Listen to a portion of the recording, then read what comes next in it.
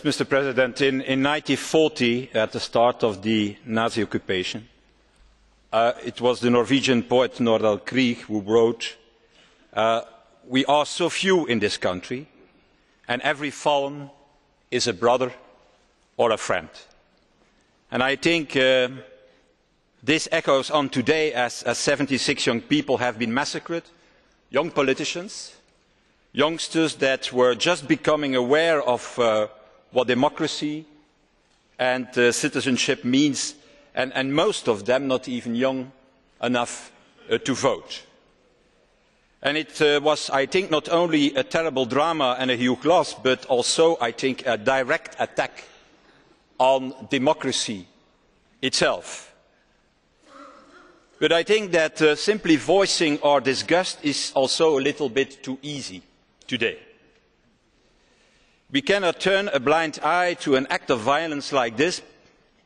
Breivik was maybe a madman, maybe acting alone, but let's also be very clear on this.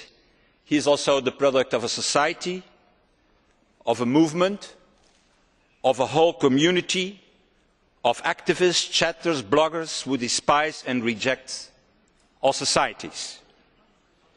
And what struck me the most was how quickly public figures and politicians declined any responsibility when instead they should have reacted fiercely against the ideology of Breivik.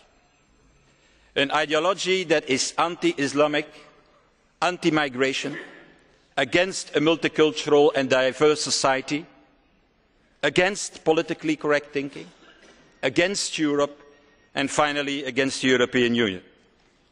And Breivik was in fact acting against the backdrop of a narrative which is becoming more and more common, which describes the current situation in Europe as dramatic and considers our society to have come to a point where it is in fact no longer possible to trust any democratic government at all.